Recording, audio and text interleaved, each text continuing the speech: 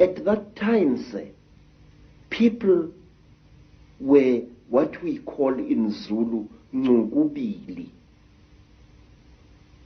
A human being was both male and female in one body. And out of the sky, one day came terrible objects. They were like gigantic bows made of huge gleaming gold. They were shaped like bows without strings, and they were bigger than the biggest mountains.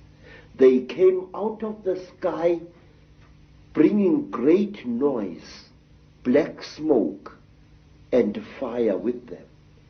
And out of those huge objects came them.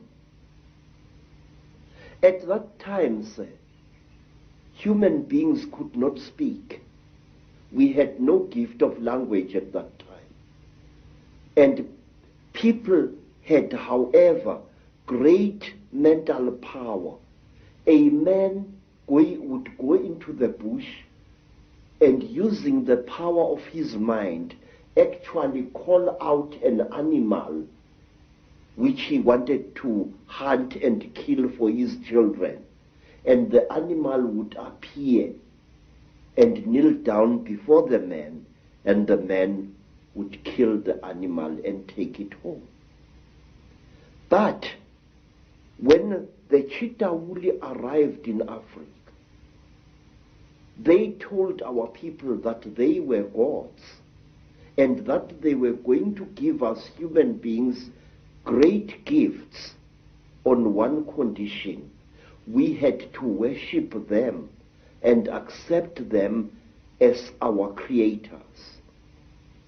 Some told our people that they were our elder brothers and that this earth had produced them generations ago. And they said they had come back to the green womb of their mother, and that they were going to make us into gods. What they did, they created a very strange pair of caves in the land. They dug 2 caves. In one cave was a green light, in another cave was a red light.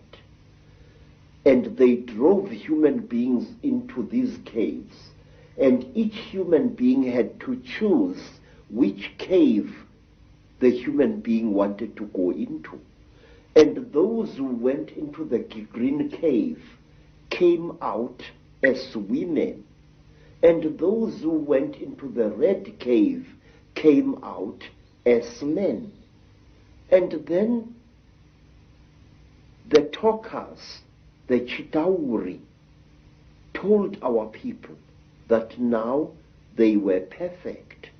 But the moment the first men saw the first women, a terrible row erupted.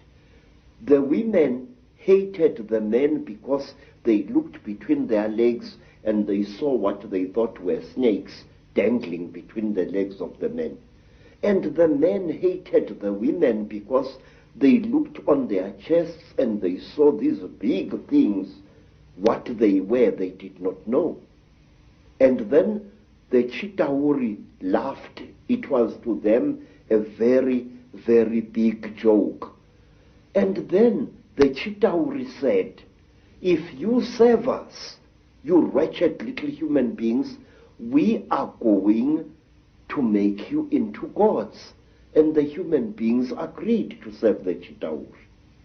And the Chitauri gave human beings a second gift, the gift of language. People started talking with their tongues where they had talked with their minds before. And there was a big rubbish starting again, because this man did not know the language of that man. And when this man greeted that man, this man thought that he was being insulted and saw a lot of murder and culpable homicide taking place all over the world. When our people were given language, they found to their horror that they had lost much of their mental powers. They had paid a terrible price. But the Chitauri were now the masters of human beings. They made them, the human beings, to go into holes in the ground and to mine metal, gold, copper, tin, all kinds of metal. The Chitauri forced our people to mine. And the people were very unhappy because they couldn't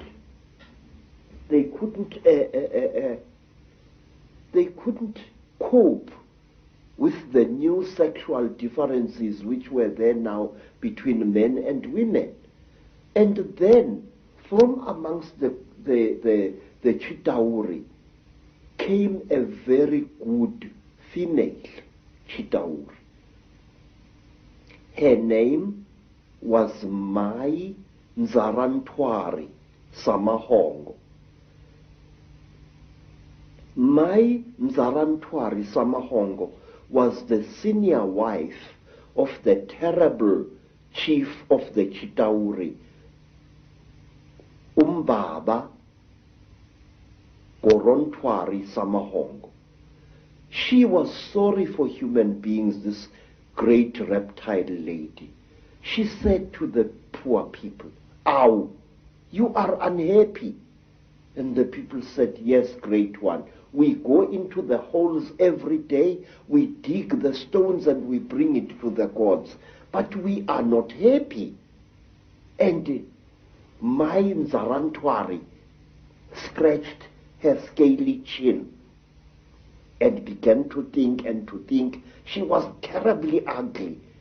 Her eyes were awful, like lights in the darkness. But she had mercy in her heart, and she taught the men and the women how to make love. And she said, "Look, we divided you into males and females. Now this action is going to bring you together." But it did not, because anyone who receives a gift from the Ntwari, the children of the python, is always in trouble.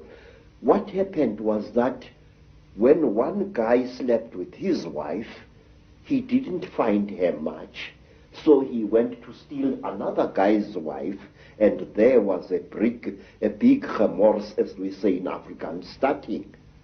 So men started stealing each other's wives and each other's girlfriends, and women started stealing each other's husbands, and there was a big nonsense in the land. And King Umbaba, the terrible lord of the Ntwari, the reptile people, said, "Look what you've done, you stupid old woman. Now these people, they are making such a noise. Listen to all that screaming in the bush. They are busy making love there, and our gold is not being dug, and you are responsible for this." Nzarantwari thought and thought and thought and thought, and then she got a plan, and she said, "I will make them stop. When they make love to each other, the female is going to get pregnant. And when she is pregnant, the male is going to leave her alone, and that noise in the bush will not be so disturbing to you, my lord." And Umbaba said, "You had better. There is no production here." And so all the women in the world was pregnant, and Umbaba was furious with his wife. And so it went on and on, until one day Nzarantwari activated a black hero called Mweru. And Mweru challenged the great chief of the serpent people to a fight, and he cut off the royal penis of the king of the snake people,